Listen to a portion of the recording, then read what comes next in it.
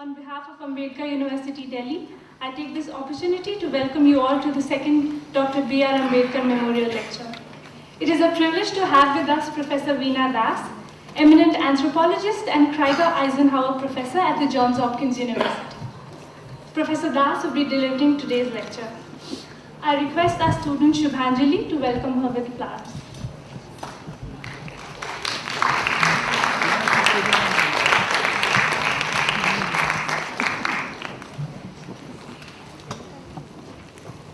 It gives me great pleasure to invite Professor Pratap Bhanu Mehta, widely known public intellectual and president of the Center for Policy Research.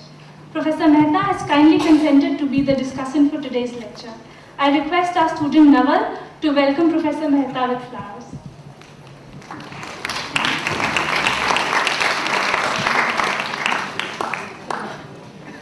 I now request Professor Shyam Menon, Vice Chancellor, Ambedkar University, Delhi, to introduce the university and the Dr. B.R. Ambedkar Lecture Series, and then to call upon Professor Veena Das to deliver today's lecture.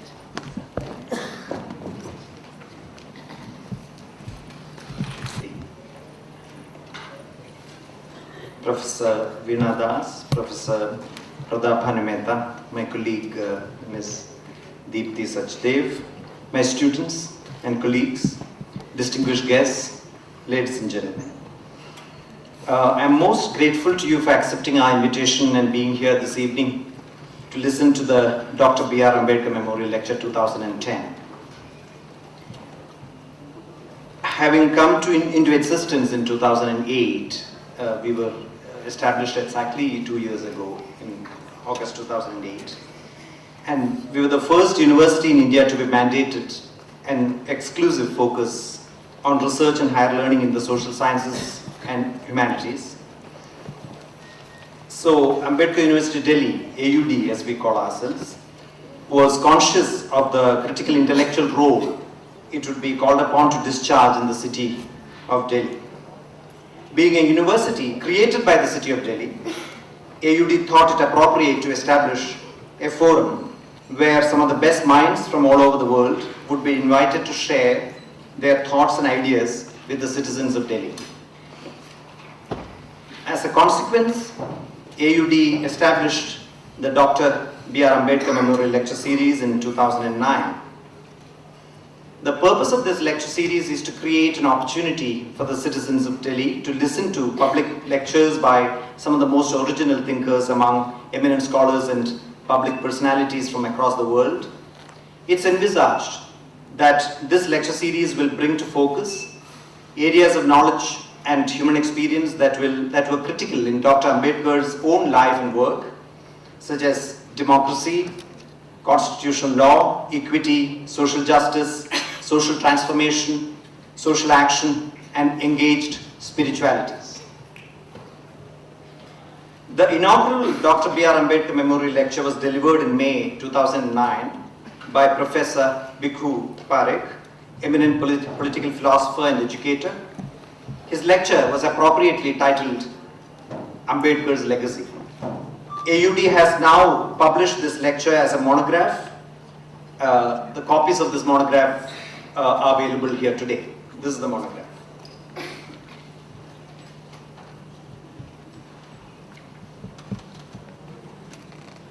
The Dr. B.R. Ambedkar Memorial Lecture 2010, for which we have assembled here this evening, is the second in the series. My pleasant task this evening is also to present to you, ladies and gentlemen, the speaker for today's lecture. This city needs no introduction to one of the best minds it has helped shape. Distinguished anthropologist, thinker, researcher, and teacher, Professor Veena Das.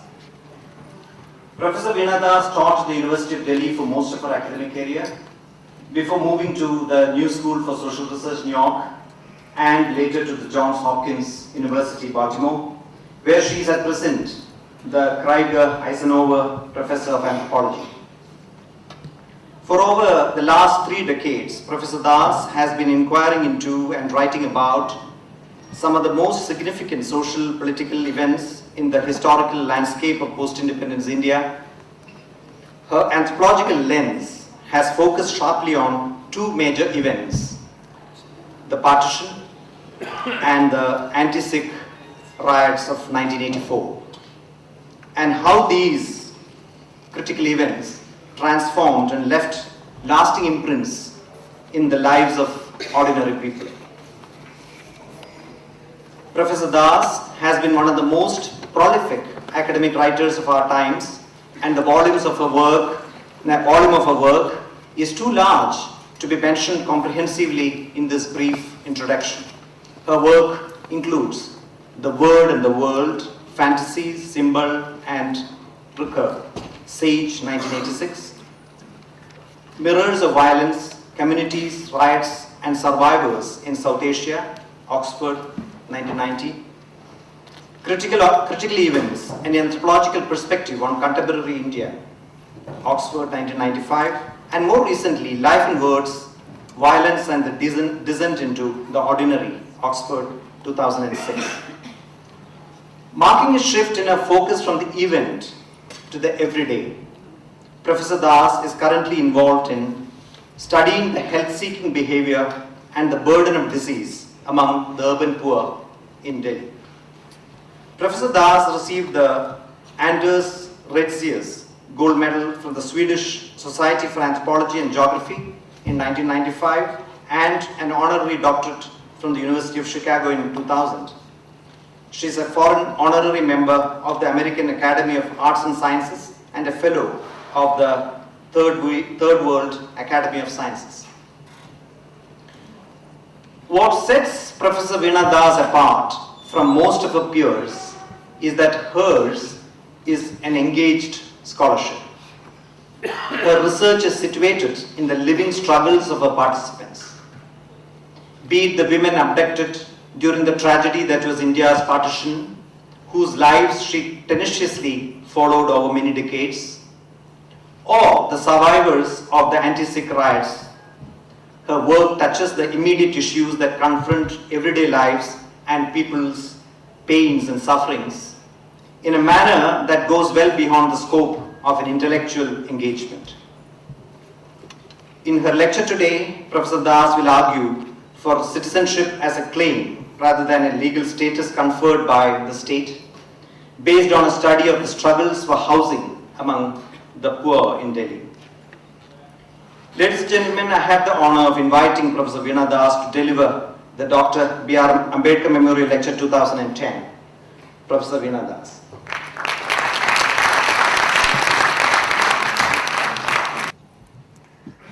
Vice Chancellor Professor Shyam Menon, Dr. Mehta and Dipti Sachdev and students and colleagues and distinguished members of the audience.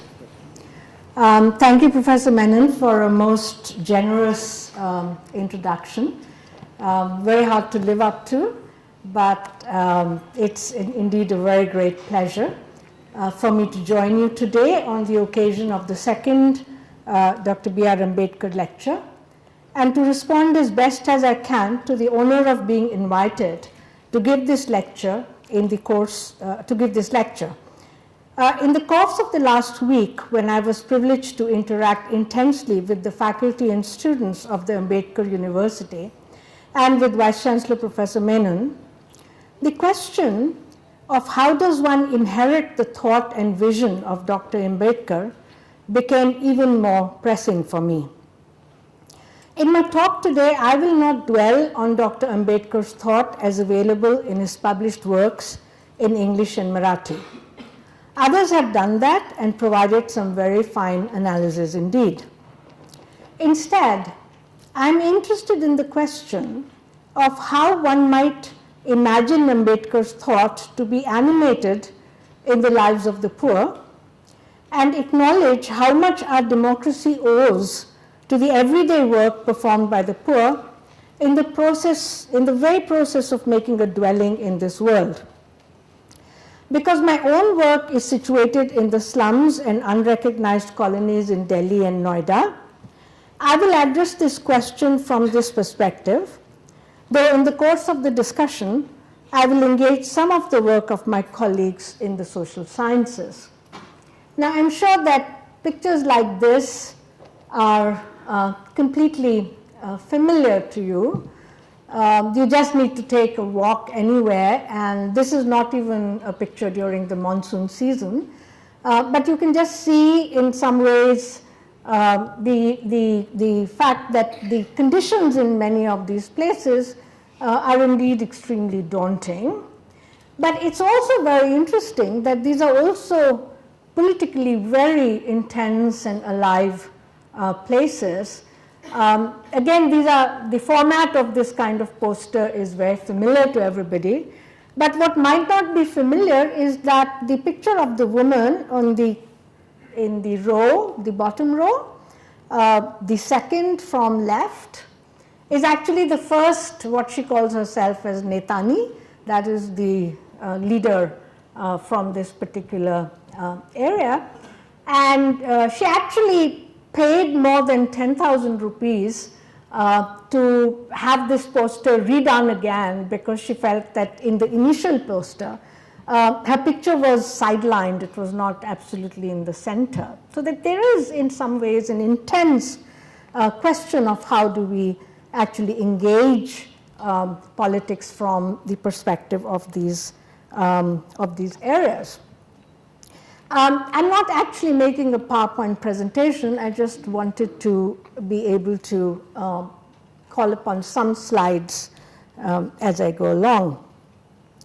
So as is well known, one of the abiding concerns of Ambedkar was that words such as society, nation, and country would remain, as he said, amorphous, unless the texture of social relations changed towards more egalitarian forms of relatedness. It is interesting to observe that Dalit activists and scholars remain concerned whether it is greater interventions by the state on behalf of Dalit subjects which is necessary for freedom to flourish, or whether it is the promise of consumer citizenship that might spell freedom. To just give one example, in a paper entitled Democracy, a Form of Society or a Form of Governance, which, as you know, has very strong resonance with Ambedkar's kind of thinking, by the Dalit Shiksha Andolan, the main thrust was toward designing more state interventions to give Dalits a greater share in various kinds of public goods, such as education and jobs. On the other hand, a paper based on a survey conducted among Dalit households in Uttar Pradesh, designed by Dalit intellectuals, mainly Chandrabhan Prasad and D. Shyam Babu, in collaboration with two economists, reported that, and I quote, "This survey asked all Dalit households in 2 blocks of Uttar Pradesh about conditions currently and in 1990. Analysis shows massive changes in a wide variety of social practices affecting Dalit well-being. Increased personal consumption, patterns of status goods, that is grooming and eating, widespread adoption of elite practices around social events, e.g. weddings and births, less stigmatizing personal relations of individuals across castes, e.g. economic and social interactions, and more expansion into non-traditional economic activities and occupations." For instance, the authors argue, in Azamgarh district, whereas almost 80% reported separate seating for Dalits at non-Dalit weddings in 1990, less than 10% do so today. So it seems to me that it might be interesting to see how one might think of dwelling as providing a link between these two visions, breaking the crippling dichotomies of private and public domains, as well as the question of how law might itself receive life or be drained of life by the work performed by groups that live on the margins that run through the social body. Let me begin with a very quotidian example. On a late summer evening, I was talking to Pappu, a man of about 30 who lives in a cluster of jhuggies on the border of Delhi and Uttar Pradesh, and who suffers from occasional pains in the chest, the cause for which remains undiagnosed. While shuttling from one local practitioner to another, he had been told that he should try to get himself treated at the All India Institute of Medical Sciences. Having failed to secure a consultation through the usual procedures, Pappu tried another strategy. he persuaded a relative to take him to the emergency services of the hospital, holding a hand on his heart in a dramatic way and moaning with pain. But the emergency physician on duty told him that his case could not be treated as an emergency. Now talking to me, Pappu dramatically held up his hand and said, I shouted at the doctor, am I not a Bashinda, a dweller of India? Do we have no rights, haq, over the government, Sarkar? I translate the term Bashinda as a dweller rather than a resident, for I believe it is the work done to make a place into a dwelling that is at stake here. Though I translate the term haq as right, this concept is to be differentiated from rights as it occurs within legal technology of rights. Instead, we can place haq as indicating a series in which right, entitlement, and standing would make up an entire constellation of meanings that circulate around the notion of citizenship as it evolves in such low-income neighborhoods. Such episodic performances of what one might call citizenship claims are frequent in urban low-income neighborhoods in which I am studying issues relating to urban transformation. I am aware that many scholars would reserve the idea of citizenship to a clearly defined legal status.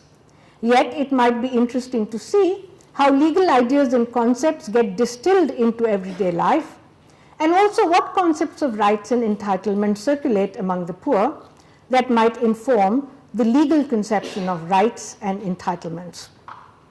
My argument is that a concept, even more fundamental than that of law, gives meaning to the notion of rights in the sense of haq. And I propose that this is the idea of life. However, the reference to life in my understanding is different from the manner in which the concept has come to be used in either Michel Foucault or Giorgio Agamben, in the sense of biological or bare life. I hope the paper will help to develop a broader notion of life such that biological life is seen as neither opposed to the life in the community nor exhausted by it. There are three concepts that this lecture puts into a dynamic moving relationship, those of life, law, and exception. I begin with a brief exposition of each concept and then argue through an ethnography of struggles over securing a dwelling among a group of urban poor in Delhi, India, and that is the constantly moving relationship and the force that each of these concepts exerts on the other that come to define the conditions of possibility for the emergence of claims over citizenship for the urban poor. In suggesting that citizenship is a claim rather than a status, which one either has or does not have, I hope to show both the precariousness and the promise of belonging to a polity. So I take up next notions of law, life, and exception. In a conceptual essay that appears in their influential edited book, Law in Everyday Life, Austin Sarat and John Cairn usefully summarize the various ways in which legal scholars have looked at the relation between law and society. They divide these scholars into two dominant traditions.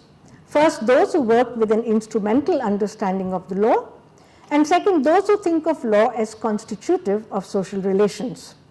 The authors argue that though both kinds of scholars are invested in understanding the relation between law and society, one puts the weight on law's capacity to regulate social relations, while the other is interested in tracking the traces left by law on social relations. Let me proceed to show why the distinction between the instrumentalist and constitutive conceptions of law seems to suffer from the same fatality of assuming that we know what it is to obey a rule. So you can also hear this lecture, if you will, as a kind of ethnography of trying to lay out what exactly does it mean to actually obey a rule. As Sarat and Cairn point out, the instrumentalist view of law is interested in law's effectiveness, the extent to which law is observed or not. This has inevitably led to an emphasis on certain kinds of legal objects, namely rules, while ignoring other objects such as the symbolic performances by which the majesty or distance of law from everyday life is represented. The instrumentalist view is committed to a strict division between legal rules and customs and habits, since law is distinguished in this view from other rules and norms operative in society by virtue of the fact that the former derive their authority from the state, while the source of the latter are smaller groups in a society. It should be noted, though, that while the state is the ultimate authority of law in this view, it is not the ultimate author of law. As Gordon has observed, the instrumentalists think of law or the legal system as the specialized realm of state that is called into being by the primary social world in order to serve the world's needs. Law in this picture is seen as a residual category whose role, as Sarath and Keene have observed, is episodic, artificial, and often disruptive. On the constitutive side, law is not experienced as episodic or artificial. It is not simply a set of rules that impinge on us from the outside.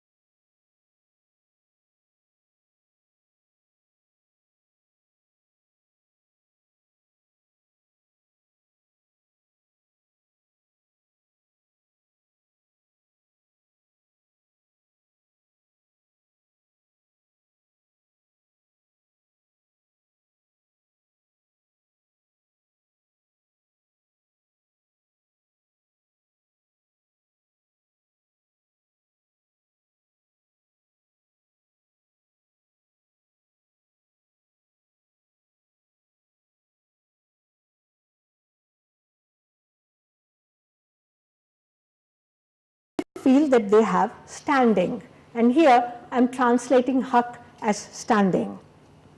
But from where does the promise of the state to enhance life, as in quality of life or good life, come from? Foucault famously argued that the emergence of the biopolitical state in a long transformation from the 18th to 19th century in Europe marked a new understanding of the idea of life as it came to be seen as an entity to be managed by the state.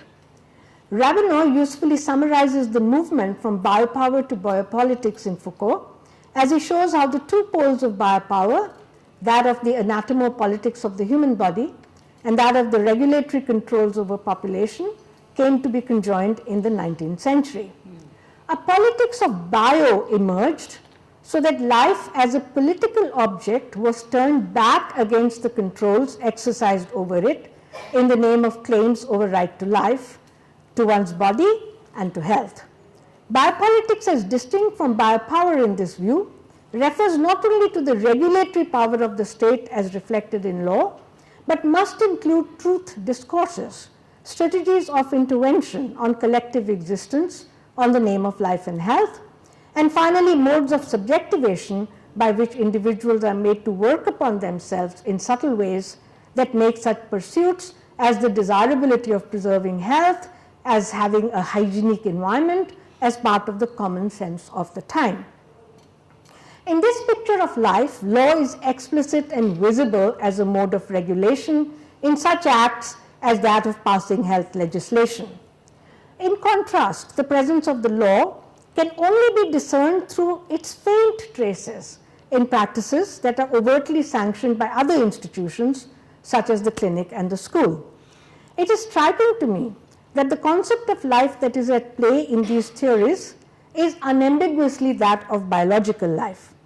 I am suggesting instead an idea of life as in forms of life in which the social and the natural absorb each other, forms referring to the dimension of, say, social conventions and institutions, and life to that which always inheres in forms even as it goes beyond them, so that there is more to the grounds of our being than an all-encompassing idea of the social.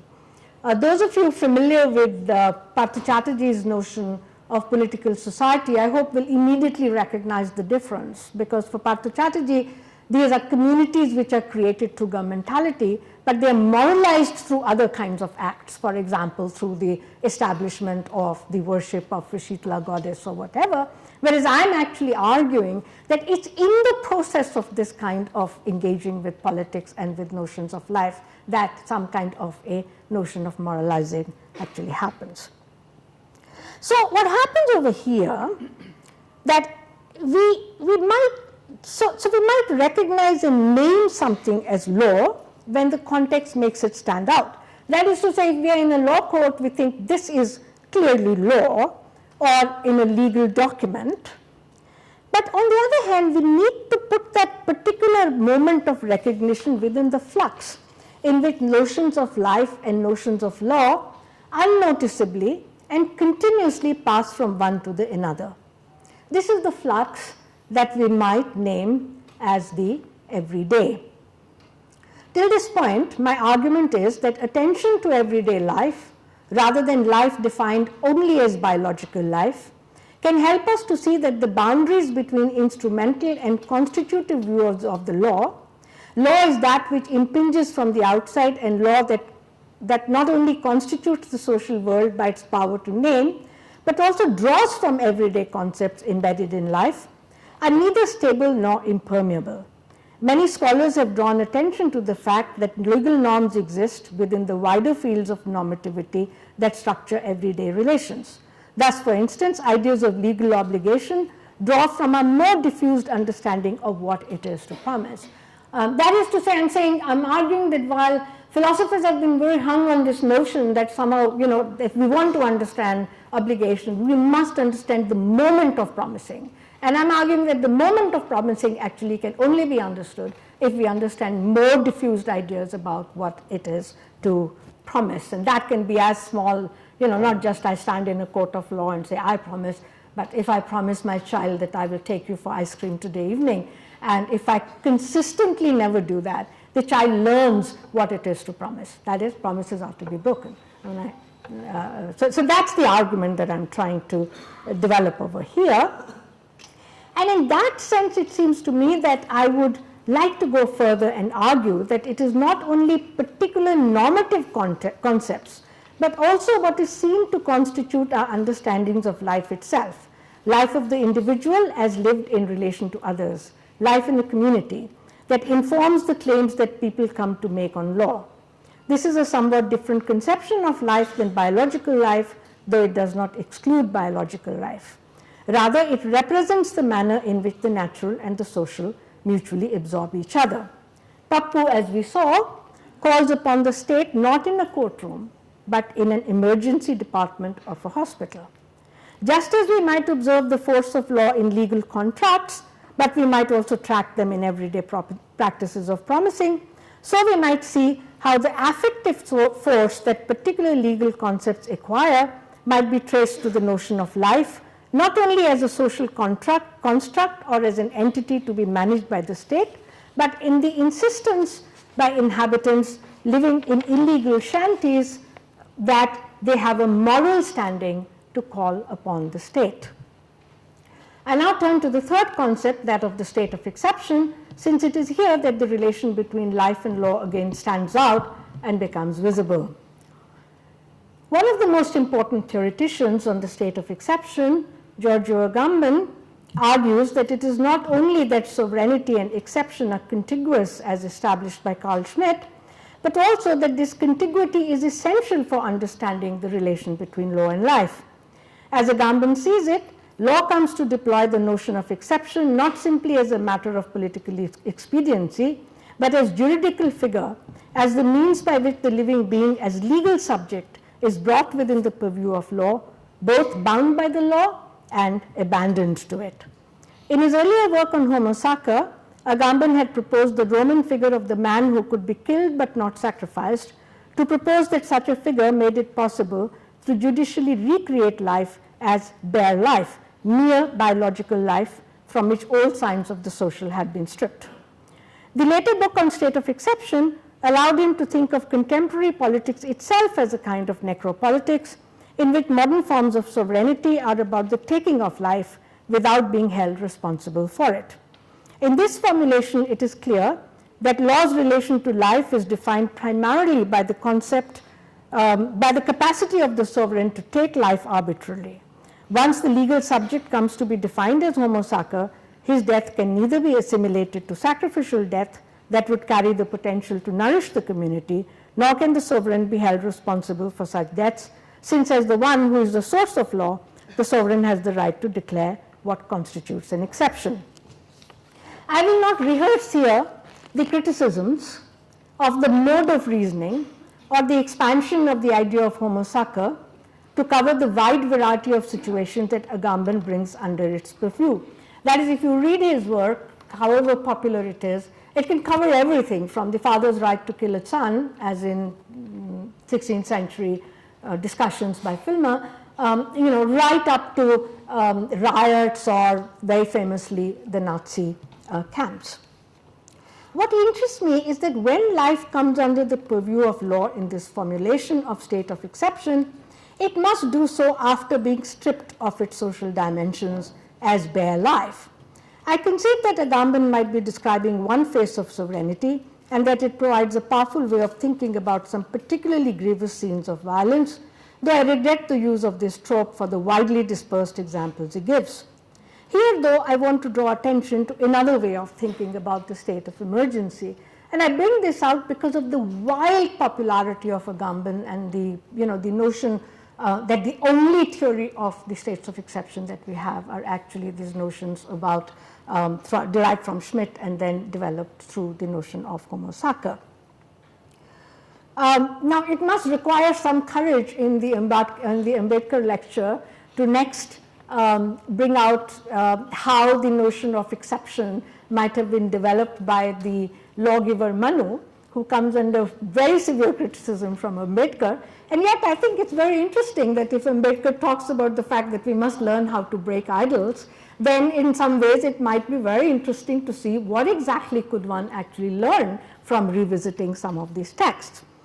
So the notion of apadharma, or the rules to be followed in times of distress, as propagated by Manu, in some ways present, it seems to me, an alternative theoretical formulation to that of Agamben, not as a culturalist argument to plead for the exceptionalism of India, though the issue of how certain figures of the past might continue to throw their shadow on the present, even when the forms of life within which they are embedded have receded, does pose tremendous theoretical challenges.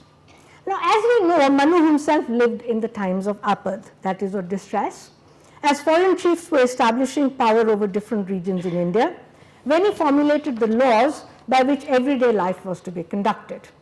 The crucial question in the case of apadharma was, what kind of a rule is to be followed during times of distress, such as famine or a war, in which normal rules have been suspended? Apad also seems to refer to an infringement so grave that the social order is itself put into question. Thus, the issues to which Manu records how one is to deal with suspension of normal rules are varied, but they seem to pertain to an imagination of what acts become permissible when biological life is threatened on the one hand, and on the other hand, how the social order is to be restored when an act seriously violates the idea of dharma, not as caste-specific rules, but as violating the sense of life itself. An example of the former are norms about foods that are permissible during famines, and that of the latter is the penance prescribed for major sins, such as violating the bed of the guru.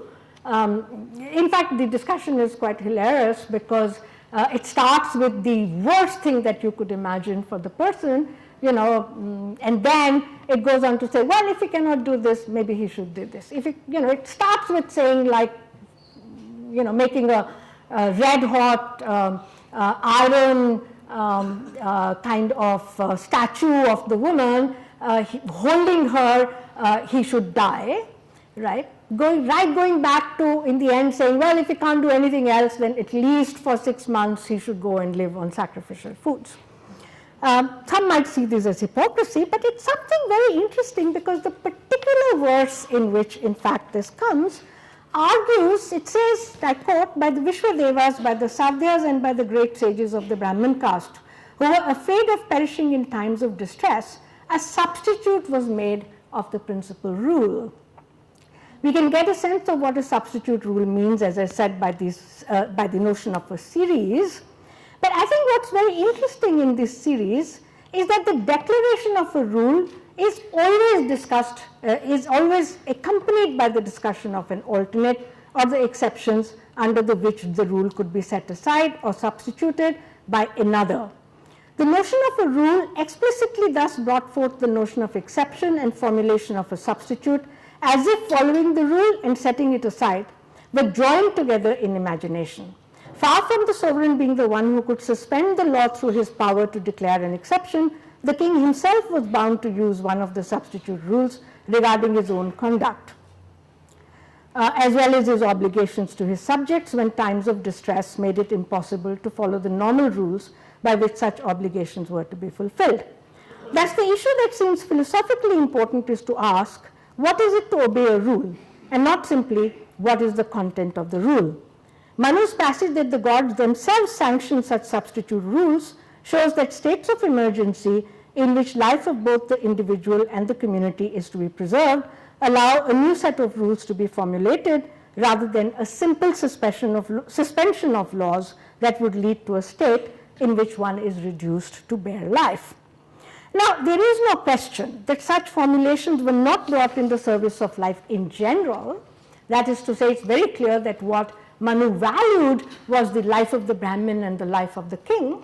But it's very interesting that if we begin to think, well, if we could democratize this, for example, would there be a different way in which one might think about rule and exception? I come now then to the question of the issue really that if there is something in which the idea of exception allows the notion of life and law to move into each other in a different way than the imagination of Schmidt and Agamben, then it seems to me that one might have something fairly interesting to think about the kind of moral claims that citizens in places like this actually make upon the state, and how is it that one might theorize how the state is expected to behave under these circumstances.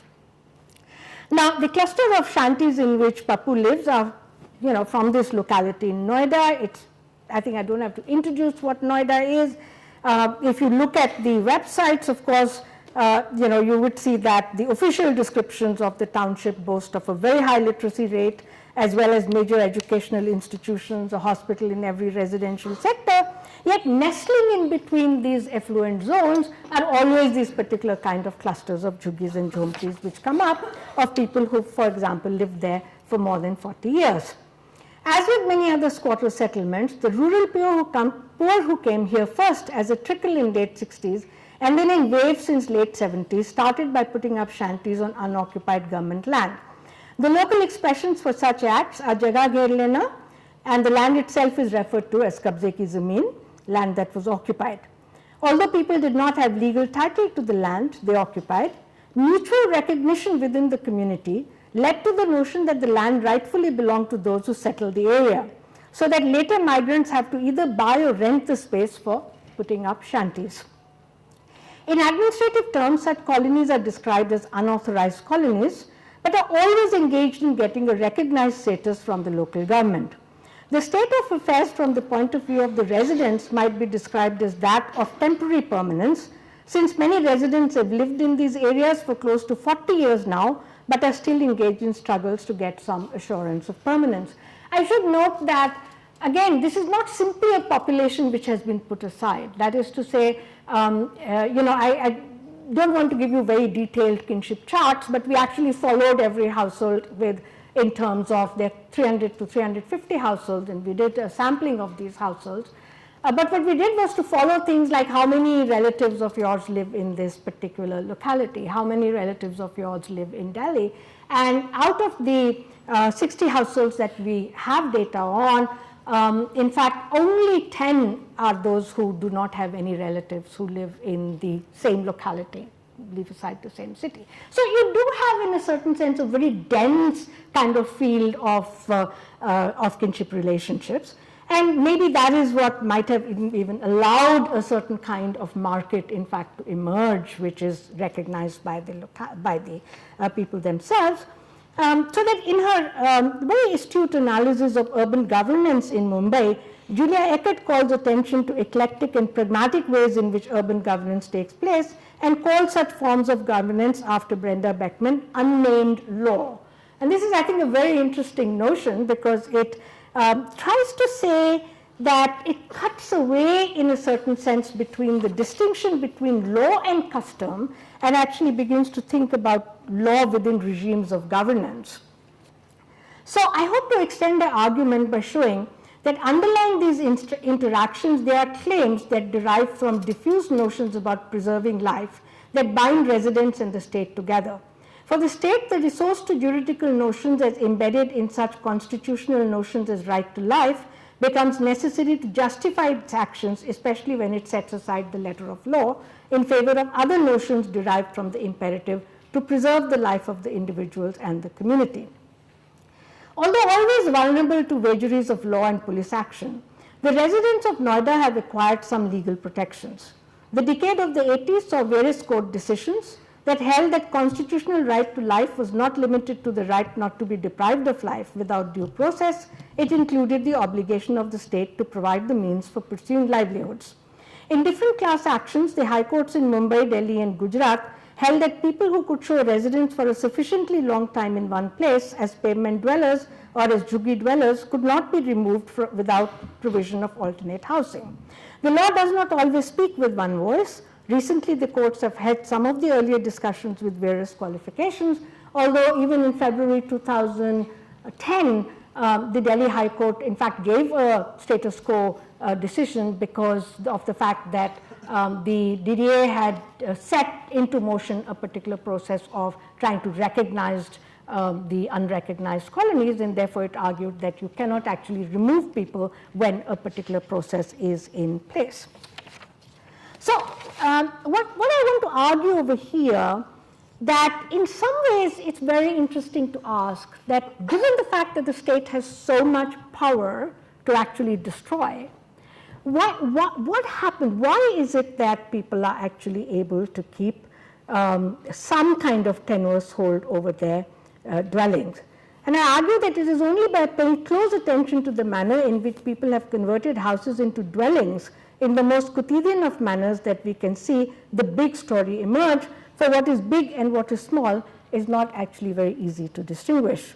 So whereas once it was considered axiomatic that demands of theory required one to extract oneself from irregular details encountered at the so-called micro levels and to view vast landscapes, take a panoramic view of vast landscapes, increasingly new forms of theorizing have complicated our understanding of scale. So I want to give you a very brief history of this, that in some ways we have these 350 juggis in this area, and in fact it was the negotiating skill of the local pradhan, that is the caste leader, that helped in keeping local conflicts at bay and ensuring that residents could evade eviction or demolition of their juggis. The situation changed considerably after the death of this pradhan in 2006, and I'll be trying to describe in what kind of way this very alive politics in a certain sense doesn't actually get fully registered in macro levels, but is very, very important to follow at these kinds of micro levels. In some ways, one might think that it's the feature of every day, that it retraces the marks left by the power of institutions, not only in the mode of tactical resistance, but in the actual work that people in fact perform. So let me turn to the local tangle of conflicts. So Nathuram rose, this is the name I give to the Pradhan, rose to a position of power in the locality sometime in the mid-70s due to his ability, he said, to deal with outsiders, especially the agents of the state such as policemen. Now it happened that he was a bellboy in he'd got a job as a bellboy in a restaurant, and that gave him the confidence, he said, to be able to actually deal with very big people, because people who had just migrated actually found it very hard to deal with the big sahibs. This is the period then in which as he became important within the community, he also invited more of his relatives from his original place to come and settle and take more kabza land, so that over a period of time he actually became a very important person.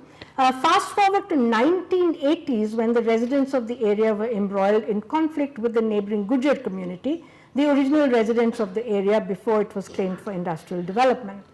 For the Gujars, whose fortunes have changed quite radically, there was this tremendous conflict because they did not actually want members of scheduled castes to be, these were basically Jatavs and Valmikis, to be living in these particular areas. And as he told me that one day the bulldozers were on the doorstep because the Gujars had much more influence with the police. Now, this is the next part which is, I think, very interesting, because in his account he says, someone advised Nathuram that he should try to get a court order to stall the demolitions. The lack of specificity in Nathuram's account of who that someone was or how he came to know him is a typical feature of narratives among the urban poor I have encountered, and indexes the fact of diffused forms of knowledge over which no one ever has full control, but which, like a gambler's luck, can pay dividends. So having gathered this advice, Nathuram very briefly decided to go to the Allahabad High Court, and he said that every day he did not know who to contact, but every day he would just sit on the stairs of the High Court. Now, this is again a very common form of of waiting out something in very poor areas. But what happened was that a very enlightened lawyer who asked him one day, "What are you doing over here?" And he said that he was very scared that they were going to be evicted. And she said that she would file a case for a stay order, a writ petition for him. But she did say that you need to register yourself as a society. So very interestingly, 1982 is when the first registered society in this particular area comes into being. It was called the Harijan Mazdoor Sangh, and Nathuram was the major person. They got a stay order, but having got a stay order, I mean, clearly it was not that there were troubles, that their troubles were over.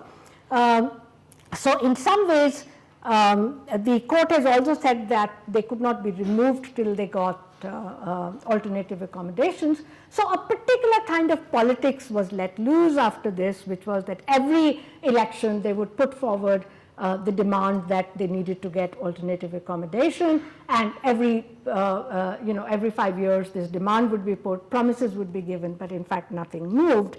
But what's very interesting is that when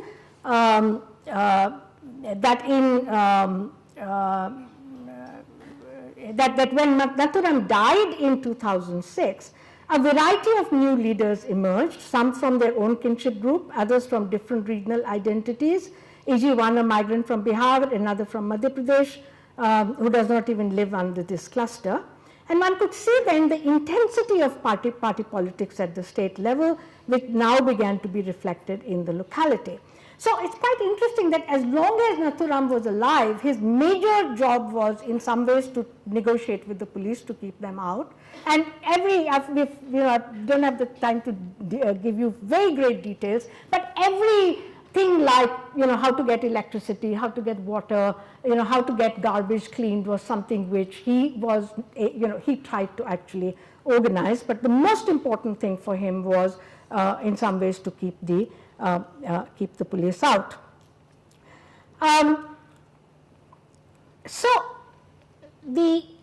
In some ways it would be evident from the above description that the matter of securing rights over their residence did not end for Jhuggi dwellers with obtaining the stay order. It is true that they were protected from demolition, but it did not ensure that they were provided alternative plots of land with permanent rights, which was their goal. Rather, the Jhuggi dwellers have continued to find a variety of ways in which they can deepen their claims over housing. Just as Jhuggis are built incrementally, you first occupy a bit of land, you then put up thatched mud walls and a tin roof, and then as more money comes in the house and the family grows, you put up one cement wall, or you put a door or build a room on the roof. Similarly, you try to build credentials for rights incrementally. And here, it seems to me very interesting to consider what the agency of objects was. That is to say, we have in some ways the story of water, there is the story of electricity, and I'll just give you one example that in the very precarious period of 1985 to 1986, the Pradhan had suggested that if the residents were to apply for regular electricity connection and get electric meters installed, it could become proof of residence. At the same time, various government agencies were propagating a drive to get people to pay for water and electricity that they used. So the houses installed electricity meter, and as I think most people in Delhi know, nobody had anticipated that the bills would be as high, and so that when the bills came, in some ways, it became a matter again as to whether that would mean that the police would get an entry into the jhuggies. So it's this very, very quotidian kinds of things through which the Pradhan tried to manage, in a certain sense, of what it was to be dwelling over here. One thing I find very interesting, that in 2000, from 2000 to 2005, if you ask people, do you have a ration card? They would produce a ration card. He had actually mistakenly got the yellow ration card, though he had intended to get the red ration card. But on the yellow ration card, again, on the side of it, there is a very interesting statement which says, "Ye ration card ke roop mein manya nahi hai," which is, this is not to be recognized as ration card. And if you see, its validity was 3 months, but people, of course, continued to get rations from that particular ration card, which was supposed to be not recognized as a ration card. What's interesting is, in 2010, if you ask them, "You have a ration card?" they're likely to say, "No, we don't have a ration card. We have a Pradhikar Patra." That is, we have an authorization document. Because what's happened over a period of time is that they've learned that that ration card may be fine for getting food, but it's actually not fine for establishing eligibility to various kinds of things, such as the right to get health insurance, which was the latest kind of drive in which they participated. So it's interesting to me, how does one then understand that the state constantly undoes its own legal rules in the most quotidian of manners? And I claim that the setting aside of the letter of the law in favor of commitment to preserve life, the state is claiming its legitimacy by recourse to the ability to declare exceptions. Yet there is a different notion of life that is operative here than what we find in Foucault or Agamben's idea of biopower and bare life respectively, as I argued earlier. Life in this context is not only that which is managed by the state, for in that case people in categories of illegal residents or migrants would simply fall on the side of letting die in Foucault's term. Nor do they fall into the category of those who represent bare life that can be taken at will. The idea of biological life is involved, but not to the complete exclusion of other aspects, such as the recognition that life can only be lived in a community, as witnessed in the administrative actions to give the entire community ration cards.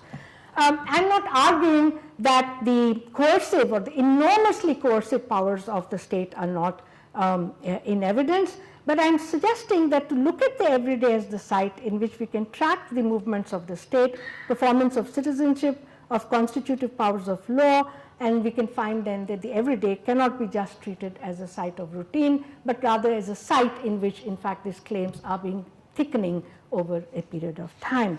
I will just give you one last quick summary. So if you look at the kind of timelines, that is, 1977 is when they say that the real terrible conflict with Gujars happened. There was a threatened demolition. By 1982, Harijun Mazdoor Sangh was formed, a stay order was obtained. 1998, they argue, is the first surveys which began to happen. And they will say Nishan Chinn tab laga, which means the houses began to be marked at that particular point. I'm sorry, this has become a little small. 2003, the society, that is the Harijun Mazdoor Sangh Society, is actually renewed and renamed. And by that time, already new leadership is beginning to emerge. So there are new societies which emerge, and an intense conflict between different relatives of Nathuram begins to take place for purposes of entry into local politics. By 2008, the society has by that time presented to the court 1440 residents who they say are the genuine claimants of the right to get new housing. At that time, a decision is announced to allocate plots at 26 yard with rupees 62,000 to be paid over a period of 20 years. Various other societies protest and say that the inheritors of Nathuram have only given the names of those who were their own political participants or their relatives, and that they are actually not just 1440 residents, but 10,000 people who have a claim over the right to land. 2009, the societies have proliferated to something like 30, 10 societies are de-recognized. People begin to hold dharnas against dalals and against surveyors and against people who are constantly coming, getting them to fill forms and charging money out of them. RTI at that time is filed by Situ, and the RTI reveals that the Noida Authority actually has taken no decision. So more surveys are ordered in 2008. By 2009, at the birthday of Mayawati, when every year they say, this year we know that we are going to get our houses, it is announced that the that a lot of people have been excluded, and therefore more surveys have to be conducted. So what's very interesting is that at this particular level, there is a very interesting politics which begins to unfold, which is very closely related to governmentality. The emergence of brokers and dalals begins to emerge, and people then in some ways begin to imagine that over a period of time there might be that they might not get allotted new allotments, but that they are likely to stay on over here if they can manage to keep that politics going. So I noticed meanwhile, very interestingly, some changes which begin to show regarding the jhuggi. Somebody who's occupied a kacha jhuggi for 40 years now begins to make it into a pakka jhuggi. A very small sign of hope. 5 households have installed a septic tank in a collective exercise. Earlier they used to just dig a big hole in the jhuggi for defecation, and when it got filled they would call the cleaner and the jamadarni and pay for her for carrying the putrefying shift out. As Stephen Caton says in the concluding sentence of his book on the majestic topic of war and mediation, limited goals, small hopes. So in following the struggles over housing among the poor, I hope to have shown that new forms of citizenship are crafted not through or only through formal legal procedures. Instead, it is the actual labor put in by residents of such marginal places as the jhuggi-jhompri settlements, a labor of learning how to deal with legal spaces of courts and police precincts, as well as the labor in securing objects on whose agency they can call on to establish incremental citizenship that creates new forms in which citizenship can be actualized. One cannot but be moved by the manner in which an underlying allegiance to the idea of preserving life, both at the level of the individual and that of the community, comes to be expressed in the moments when the state is able to put aside its function to punish infringements of law, thus allowing claims of life to trump over claims of law. I'm not sure that Ambedkar, the legal scholar, would have approved of this way of thinking of citizenship. But I feel that the boy sitting in one corner of the classroom, who had to wait for someone else to open the tap, however thirsty he was, would have had some sympathy for my privileging of dwelling as a mode of establishing citizenship as a claim. So I think my Professor Mehta, whose important words, but the romance of democracy, the aspirations it generates and the passions it generates is not simply limited to electing governments. Rather, says Professor Mehta, democracy must ensure that the genuine moral claims of citizens cannot be denied or their status slighted. And what might count for a moral claim more than the right to make a dwelling out of a house? Thank you. And is recognized as one of India's finest public intellectuals. Sir, over to you.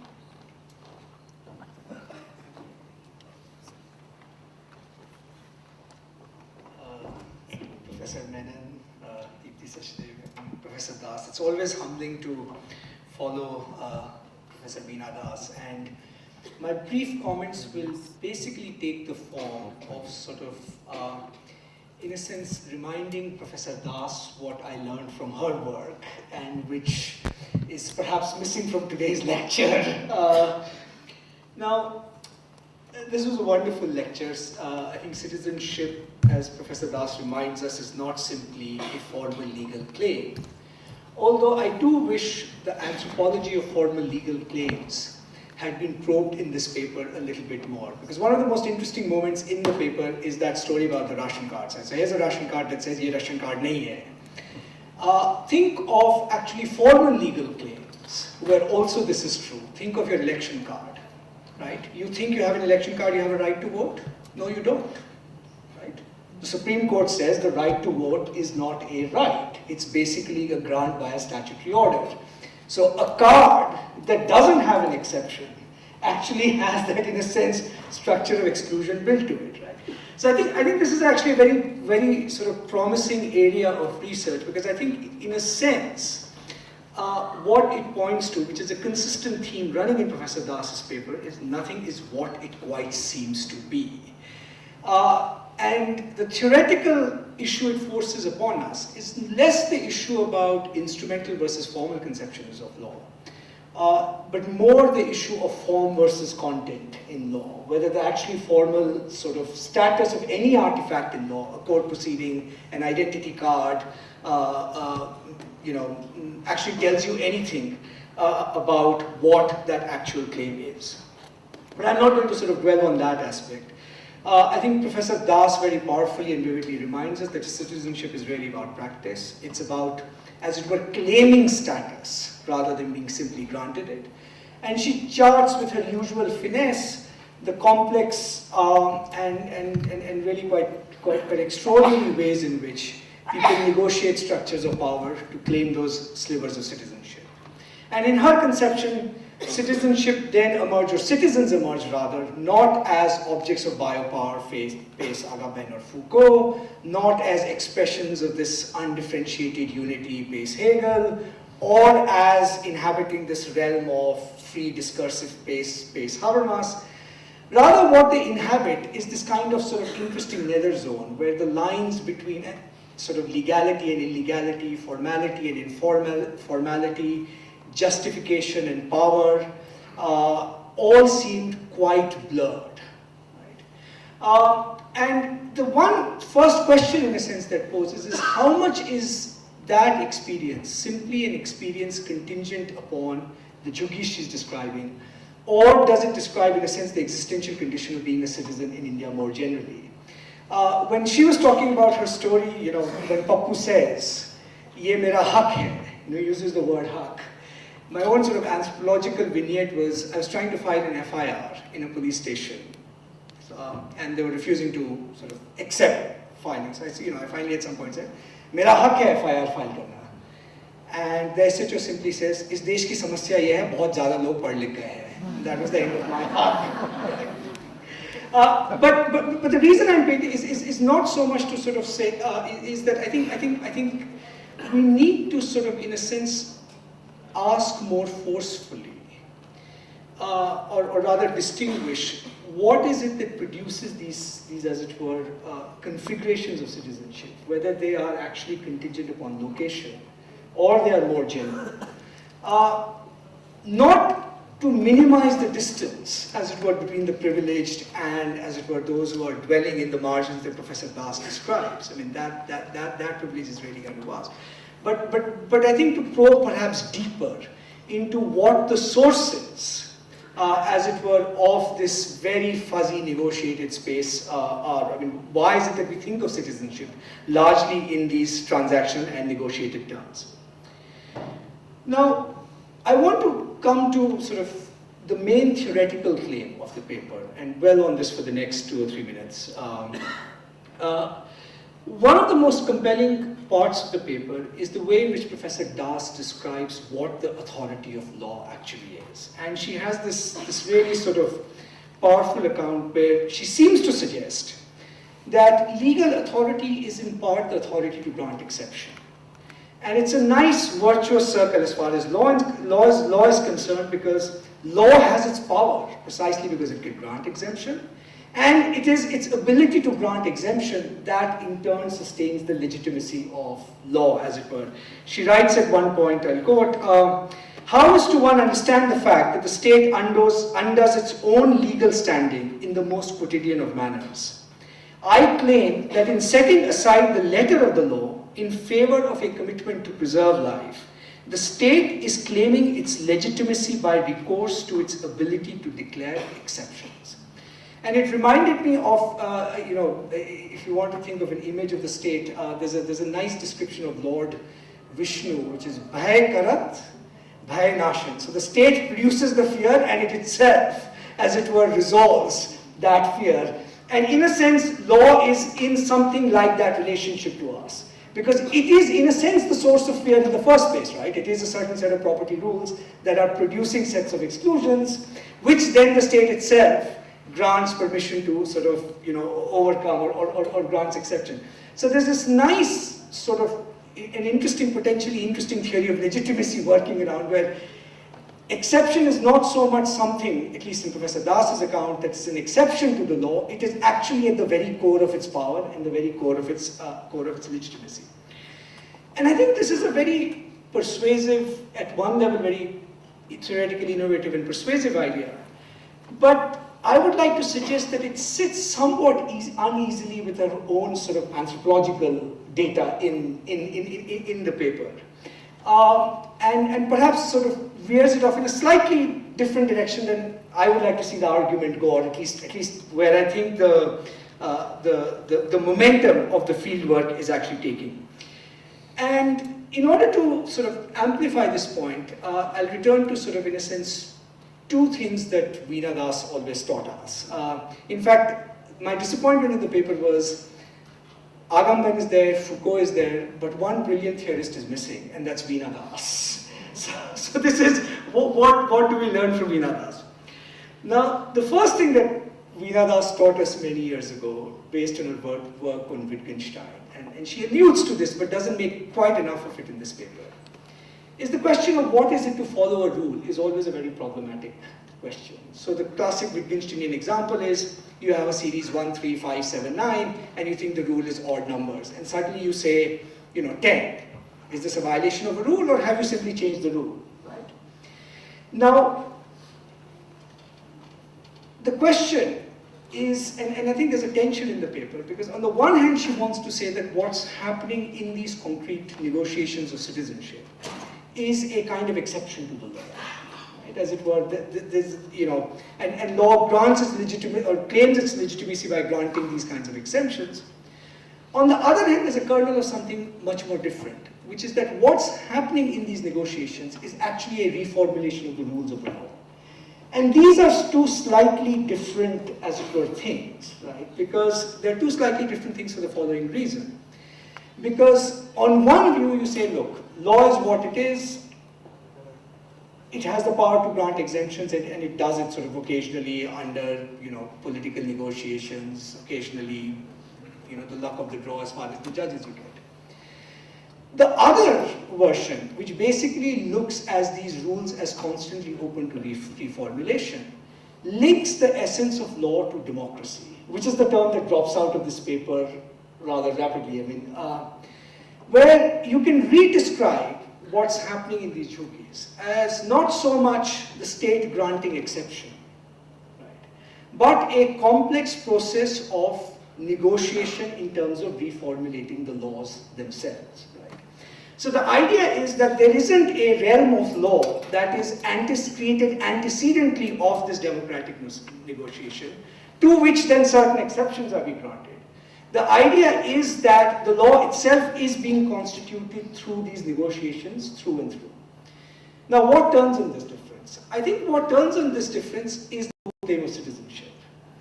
Because if you go down with the vocabulary of exceptionalism, then there's a sense in which one can reinterpret all your data as essentially negating the claims of citizenship. Because what is happening is that it takes the world as a kind of pre-constituted given, or the realm of law as a pre-constituted given, and then sort of bangs its head against that law to ask for exceptions. Whereas if you think of law itself as constantly subject to the process of negotiation and making and remaking, then it opens up what I think is the central notion behind a conception of citizenship, which is the idea, the ability to demand justification. So it's not simply that I have a right. I simply announce and say, I have a right, ye mera haq hai. Right? That claim can be interpreted in lots of ways. It can be interpreted as, of course it's a moral claim, but it's a moral claim, as it were, that can also sometimes immobilize the demands of justification. Right? The state also uses that language. Ye sarkar ka adhikar hai. So the core notion then would be that what is happening in these so-called exceptions, you know, ये ration card नहीं है, ये ration card इसके लिए है, ये ration card उसके लिए है, is not so much a state of exception as much as a reformulation of the rules of law as the negotiation actually produces. And the agency, and the question of citizenship and agency, comes in precisely at the point where are these citizens able to actually, as it were, demand justifications for the social order that they actually inhabit. Now, in the language of exceptionalism, what's interesting in Agamben is that it is precisely that demand that gets immobilized. So if you ask what is the ultimate state of exception in a democracy, the ultimate state of exception in a democracy is not that an exception has been granted to a law. The ultimate state of exception in a democracy is when all demands for justification can be immobilized. Right?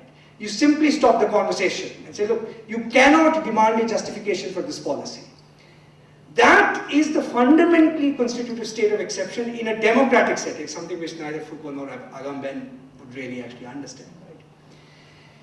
What's interesting in the model languages that you so richly describe is that I don't read them in your presentation as in a sense negotiating exceptions, as much as claiming agency through demanding justification. And I think it would be nice to hear more of that texture of what that justification is. Now, the final comment I'm making, and since the reason that's important is that I think it goes back to the title and the theme, which is, the theme is citizenship. Now, just to put it somewhat sort of provocatively, is somebody a citizen simply because they claim a haq? I think you're very right in insisting that haq signifies a certain moral standing. But is this the moral standing of citizenship? Right? Can there be forms of moral standing even in a democracy, right, which convey moral standing, but these are not necessarily claims of citizenship? Right?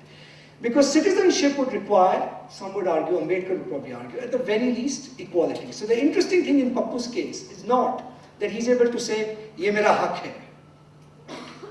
The interesting thing is him being able to ask, usko aapne mere se line mein pehle kyun jaane diya? Right? Why is the allocation of these rights or these haqs arbitrary, as it were? Right? So the claim of moral standing does not automatically translate into a claim of citizenship. I mean, it is a claim of moral standing, but I'm not entirely convinced that, at least in the account that you have given, it automatically becomes a claim of citizenship. The second aspect of citizenship, right, which is that citizenship is in part the ability to participate in a process where we can collectively shape the surroundings that we actually encounter. Right? I mean, that's the romance of collective citizenship democracy, right? That in some senses there is some kind of collective control over the circumstances and the rules that we actually inhabit. Is the claim of a haq a citizenship claim in that sense? And again, this ties back to the point about the ability to demand justifications. Right? Because claims of haq can be quite compatible with the logic of unfairness, and they can be quite compatible with not having the obligation to justify your claims or demand justification of other people's claims, right, on state resources. So I would in a sense suggest that the work that's being done in the argument, or at least an alternative reading, is not the life law exception triad. It is in a sense the democracy power justification triad. And perhaps it's worth thinking about how the argument of the paper would work, because I think all the material is present in your text itself. I think the simple one last final point. The second thing Veena Das very powerfully taught us in her early work, and thinking of structure and cognition actually particularly, I don't know why it kept coming back, and this goes to your question of your discussion of apad dharma.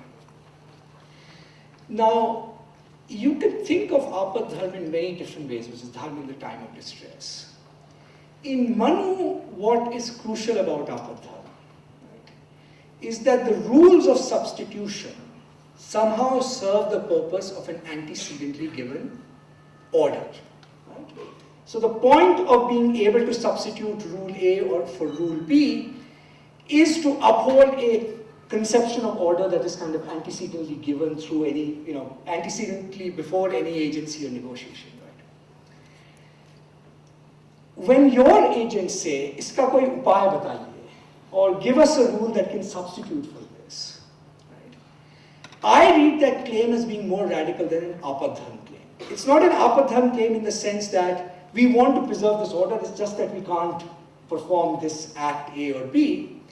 It is that in the very process of demanding an alternative, we are actually creating a new and different kind of order. Because what's at stake ultimately in your narrative, right, is what is it that you're trying to preserve. One reading of the Juggi thing is, look, there are two orders colliding. There is a formal state order of property rights, right, that collides with the real life worlds of people, the distress, the demands they face, and the de facto reality of on the ground, right? Now, one interpretation of an apadharm substitute would be that you grant these exceptions in order to, as it were, preserve a conception of property rights that exists. Right? The other is you're granting these exceptions to recreate a new order. And again, the paper interestingly seems to have both, as it were, conceptions with it. That on the one hand is a very conservative interpretation, right? Conservative interpretation meaning that this apadharm exceptionalism is really all in the service of maintaining the status quo, right? Except that you just want a less painful way of doing it. The other is a potentially more radical, that bit by bit, what it is doing is just recreating a whole new different order. And I just wonder sort of, between the reformist and the conservative impulses, which one it is. So, because fundamentally, I think as you taught us, several years ago, I think the most powerful function of law is not sort of its formalism, but in a sense, law is a form of theodicy, right? I mean, it claims to make the world ethically rational, right? It apportions blame, it says the good will be rewarded, the wicked will be punished, or some function like that, right? And the state, right, and ideally, and if you think about sovereignty, in its ideal classical sense, sovereignty is supposed to fuse both things, both authority and power. So that you have authority to, as it were, promulgate rules which derives from the people, if it's in the case of popular sovereignty, but you also actually have the power to actually render the world consistent according to the rules that you have created. What seems to be emerging in your account is not so much a state that is sovereign in this sense, but a state that is extraordinarily weak, which in a sense claims all formal legal authority, but does not have the instruments to create the order that that authority requires. And in fact, what seem like acts of powerful intervention by the state, including acts of impunity, are actually a sign of weakness. Because impunity is probably the most important sign of weakness in any state. So the question about law then becomes not the question about instrumentalism versus constitutive rules, but what is the function of law, right, in a context where neither the state nor the citizens, as it were, have the power to order the world on lines that the law requires. It seems to me that that's the central problematic that's actually emerging in this lecture, and that a lot of the negotiations are around this. But the negotiations that emerge, or the figure that they leave us with, is not that so much of a citizen, although I think citizenship claims are being made, but I think the two figures that stand out powerfully in your narrative, and these are the two great figures of modern India. The first is the hustler, right? Because if you think about what it takes to preserve the Juggis, right? What determines which settlement is demolished and which not, is a certain kind of act of political entrepreneurship. And the Pradhan is one of the key figures in your narrative, right? And it's entrepreneurship in the classical sense of entrepreneurship. It's risk-taking, it's mobilizing power out of nothing or new forms. You don't know what discourse or what social cleavage may prove useful to it. Right? So the one dominant figure that emerges, who's the real negotiator, is the entrepreneur, right? Or if you want a less polite word, the hustler, in a sense. And the second figure that emerges is the gambler. The gambler in the sense that the experience of people is that, precisely that, you are never quite sure when it is that the state will create a world that is in conformity with the requirements of law. Right? So going to court is a bit like a lottery. Worked in this case doesn't work in 5 other cases. Right? And there is no, as it were, rational justification for why it works in one and why it doesn't in the other. And so the account that powerfully emerges is that there is a discourse of equality. There is an extraordinary assertion of agency going on in Indian politics at different levels. But perhaps it is more important, or perhaps it is more appropriate, to describe that not so much as as it were, agency of citizenship in the classical sense, with all its associations with equality, justification, horizontal reciprocity, but its citizenship in a very new and post-1991 sense, where the two most important figures are the hustler and the gambler.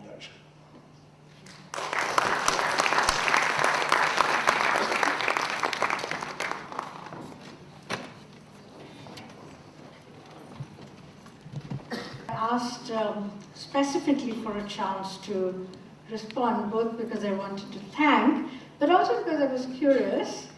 And so there are 3 very interesting things I said for myself. One was, suppose I do not name Wittgenstein, will Wittgenstein be recognized?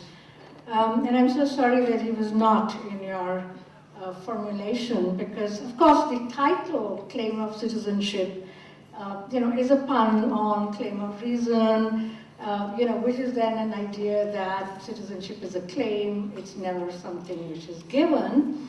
And the other, of course, is the very central notion that what is it to obey a rule, and third is this precise notion that biology in Wittgenstein, in my argument, is not something like Agamben or Foucault, which is to be managed, but that there is a mutual absorption of the social and the natural. And so, in a certain sense, I'm truly surprised. I have to say that, that all the clues in a certain sense were missed, and I'll have to kind of do better to probably give in and say explicitly, this is really Wittgenstein still talking over here, please do recognize him.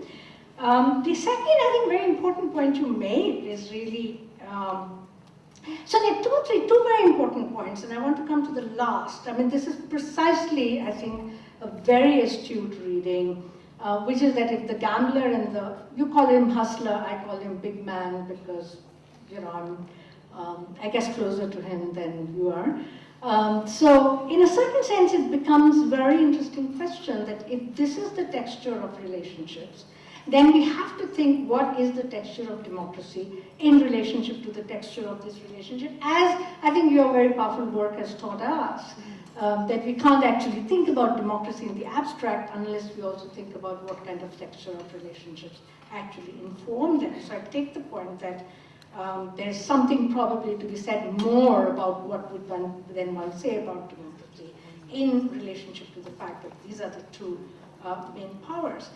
On the question of exception, again, I think the major argument I was trying to make actually was that the idea that the substitute rules are exception is wrong. That is, we have a different notion instead of thinking that law is the capacity to actually declare exception. It is that every law always has a certain possibility of a substitute rule.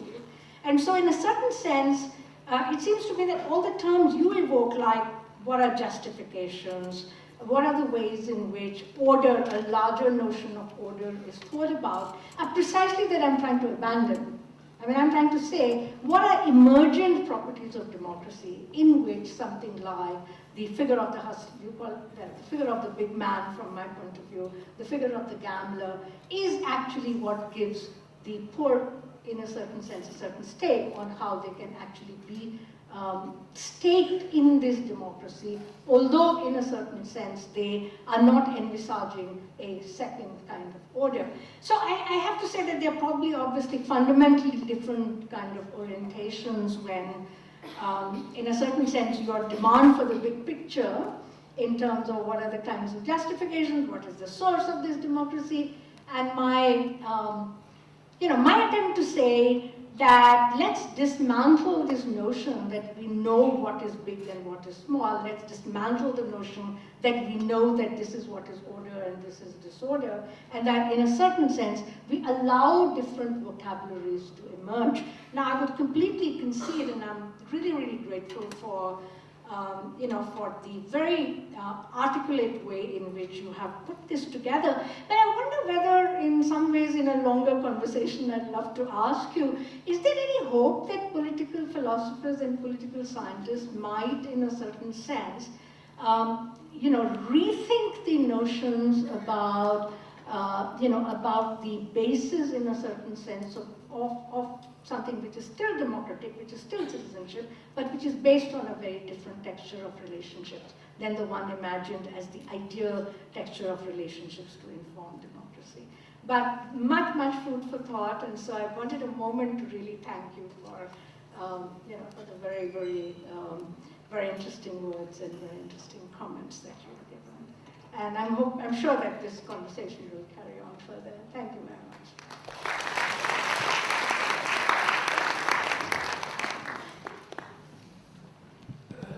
It's been a very intellectually riveting evening for all of us.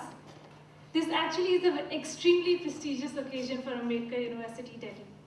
We're grateful to you, Professor Das, for acceding to our request to deliver the lecture. Thank you for that very stimulating and enlightening presentation.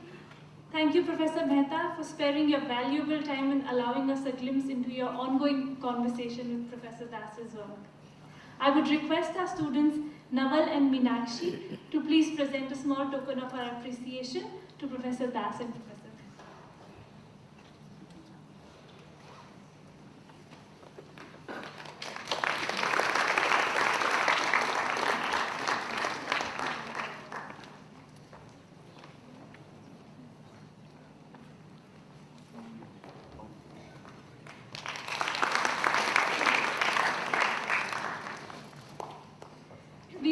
We owe a special thanks to India Habitat Center for allowing us to use their premises and for all the arrangements for today's function. I also thank the AUD team which has worked very hard to organize the function. And finally, distinguished guests, ladies and gentlemen, on behalf of the AUD community, I express my sincere thanks to all of you for having joined us in today's program. Thank you.